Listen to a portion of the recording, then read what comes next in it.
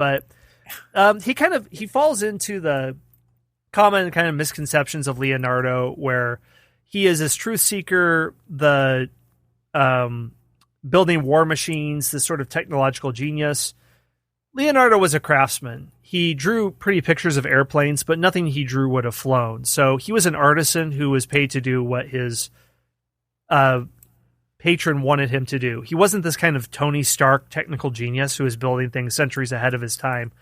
So Dan Brown, if there's a wrong way to think about how something happens in history, he manages to fall in every single hole that you can, where not understanding the paganism in the Middle Ages, which didn't really exist, or witch hunts, he gets that wrong.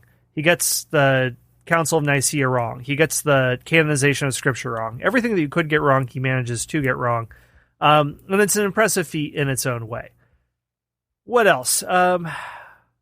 Well, I have a couple of ideas on how to make it better. So let me just throw out a few of them and tell me what you think, Steve. My first idea, and I'd love to hear your feedback because you looked at the popes much more closely than I have. If you want to look at conspiracy theories of the church hiding something, of the church persecuting people and being bad, you don't have to make stuff up about medieval witch hunts. You don't have to make up conspiracies about true books being hidden. There's plenty of weird popes that you could look at that actually did happen. And my favorite historical example is the Cadaver Synod in the 9th century, where this is when the papacy was in a really weird place. But the Pope is Stephen VI, and he wants to get revenge on his predecessor, Pope Formosus, that he thought had wronged him. The problem was that Pope Formosus was dead. So Stephen didn't let that stop him. He arranged a court date, and he ordered Formosus's 9-month-old corpse to be exhumed, dressed in papal robes, and propped up on a throne to be tried for his crimes. So Stephen rages at Formosus's corpse. Formosus does not respond, and turns out the cadaver loses the trial. So I think that's that's pretty messed up. I think that's a good example. Can you think of any other examples? Yeah, that whole 8th, 9th, 10th century papacy was so bad. That was worse than anything of the Borgias and the late Renaissance papacy. There was a period in that 8th, 9th, 10th century that they called the pornocracy, because every pope was just so bad. That's when the traditional telling of the Pope Joan story comes from, where there was supposedly a female pope, which kind of ties in well with this with this movie. I'm shocked that Dan Brown didn't tap into that one.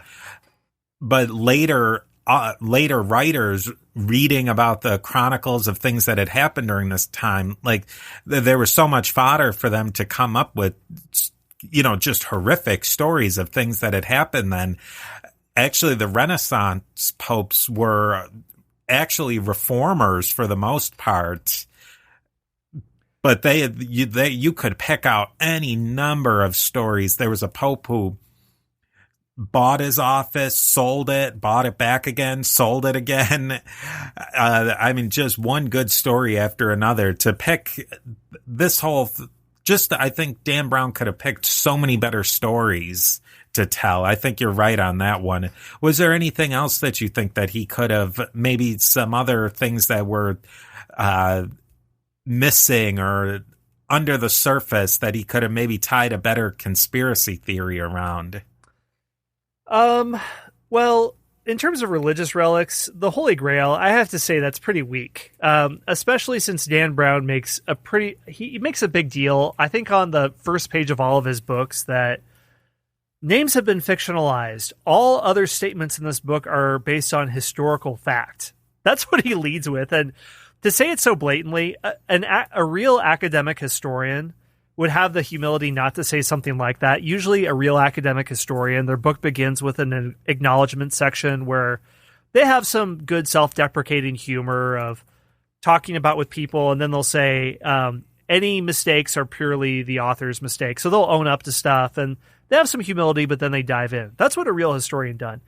Dan Brown is like the flat earth conspiracy theories who, if you actually challenge them on things, they'll say, "No, man, your source is all wrong. Just look it up, man." They'll always say that line. Just look it up. Just look it up. Look what up? The Earth isn't flat. What are you talking about? Just look it up, man. And that's sort of how he starts his book. Just look it up.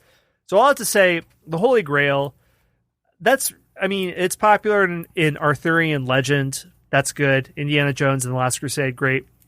If you really want to base it on holy relics that's a whole separate issue of Catholic doctrine on if it's actually efficacious or not. So let's just forget about that. But whether it historically was what it claims to be, there's much better relics to chase around. There's, for example, Empress Helena, the mother of Emperor Constantine. She founded churches, and many people think that she discovered the hiding places of the true cross, the cross that was used for the crucifixion of Jesus.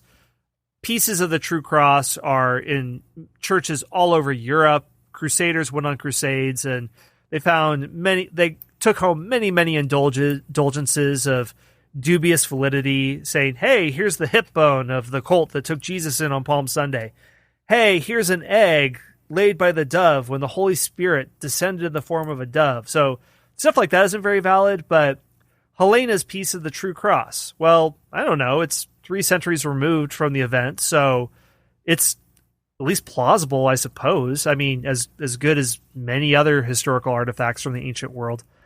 So that's one thing. I mean, if whatever your MacGuffin is, and for listeners who don't know, MacGuffin is just basically the item that the protagonist is after. It doesn't really matter what it is. Indiana Jones is looking for the Ark of the Covenant. It doesn't really matter. It's the Ark. You just care about Indy and you care about his adventure. I guess Da Vinci Code, the whole book does tie into this conspiracy theory. But really, you just want to watch the Scooby-Doo hijinks of Robert Langdon, and you're not going for big ideas. So tie it to some sort of religious relic that's more historically plausible. So that's my idea. What do you think, Steve? I think that's really what you get to, is that he could have taken anything and wrote a story about it. Don't sell it that it's true. Write a story. He probably could have written a much better story if he was a better writer, but just don't pretend that you're uncovering a historical fact. If that's the case, then you should be writing a book with footnotes and endnotes and a bibliography. Don't write it in a fictionalized novel. Hey everyone, Scott here. One more brief word from our sponsors.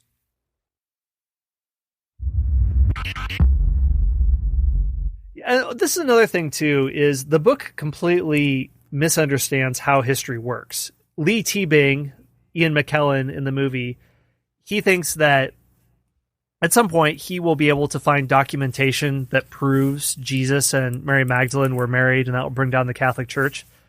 History doesn't work that way. It's not like there's secret documents of, oh, here's Emperor Nero's secret diary that he wrote the night that he fiddled while Rome burned, and it's hidden in the catacombs, and only by solving these clues can we find it. Or here's the lost, final will and testimony of Alexander, of how he would have divided up his empire. And here's Muhammad's final letter that he didn't want anyone to know about. And history just does not, if something like that ever did exist, it would have been mentioned by people. You couldn't keep that secret because that information like that just doesn't remain hidden.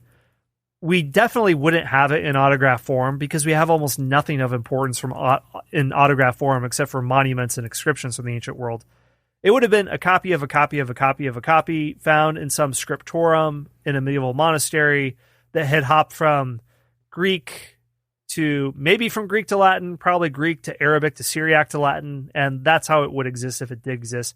And then the movie is even stupider because Tom Hanks stumbles across a genealogy that directly links the female protagonist back to King David. Like, hey, I just found a genealogy going back to the 10th century BC. Those are just laying around all the time on papyrus. That stuff definitely doesn't disintegrate after a century. That stuff stays around for 3,000 years, no problem. So it's just, history doesn't work that way, Dan Brown. Well, I think you've made a rather strong case in hating this movie, and I've made the best case I possibly can make in defending the movie. So it's definitely up to the people who are listening. Come out and show your love. Either you hate the movie or you love it. I think we can have a big conversation about this movie for sure. Oh, well, there's one last thing I'd like to mention. There is something good that did come out of this movie, I want to say. Oh, you know what? It wasn't this movie. It was the other Dan Brown one, Inferno. Okay, so anyway, I've gone this far. I'll say it anyway. When Tom Hanks was promoting the movie based on Dan Brown's Inferno, he was on Saturday Night Live, and that's when he did David S. Pumpkins. I don't know if you've seen that character, but it's basically one of the best skits of all times. Look it up on YouTube if you don't know what I'm talking about. It's the best thing ever. So that was what Tom Hanks gave us while promoting this movie, but it wasn't even the Da Vinci Code. It was Inferno. So I guess I have nothing positive to say. So that's all I have. Well, you have David S. Pumpkins to add to it. So definitely go to History Unplugged on Facebook. We're on Twitter with A to Z History page. So anywhere you want to go, we're definitely going to be talking about these movies, and definitely tune in for more movies that we love and we hate. Well, that's all I have for today. There's probably a million other things that could be said, but I think this is a good stopping point. As always, I want to thank the Knowlton's Rangers, especially our spy masters, Bill Ivey, Joyce Normant, Tyler from Colorado, Josh Reddick, Baron Fraser, Chris from Maine, Carl from Norway, Moondoggy from Ohio, Rick Knowlton, Vic and Irene, Mike from New York, Michelle, and Marlene. I'll explain what that is in a second. If you like the show and want to help it grow, there are 4 easy ways for you to do it. 1, like and subscribe to the show on the podcast player of your choice. This helps spread the word about the show. 2, join our Facebook group. Here we can keep the discussion going about new episodes, and you can talk about what you like and didn't like. And you can find this group if you just search for History Unplugged on Facebook. 3, we have an online store with t-shirts, phone covers, and other accessories featuring awesomely bad history puns that were crowdsourced by you, the audience. And you can find that if you go to public.com and look for History Unplugged, or you just go to historyonthenet.com and look for our store there. 4, and this is really the best way to dive deep with History Unplugged, and that's to become one of the Knowlton's Rangers. If you know your American history, you know the Knowlton's Rangers were an elite spy and reconnaissance group in the American Revolutionary War, but it's also the name of the membership program of History Unplugged.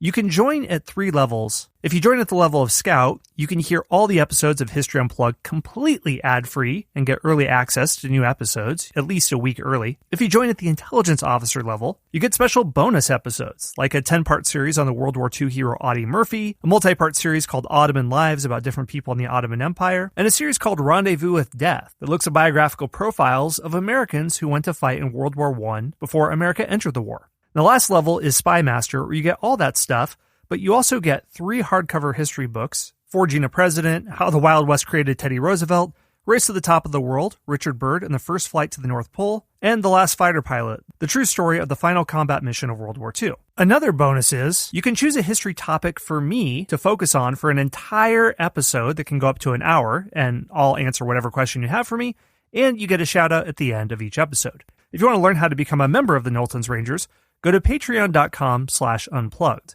That's patreon.com/unplugged. All right, well, that is all for my spiel. Thanks for listening to the History Unplugged podcast, from ancient Greece to the Cold War and everything else in between. See you next time.